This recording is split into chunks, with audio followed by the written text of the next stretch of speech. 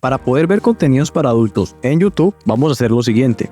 Primero tenemos que tener en cuenta que YouTube considera contenido para adultos todos aquellos videos que incluyan actividades dañinas o peligrosas, desnudos, contenido violento o explícito y también lenguaje vulgar.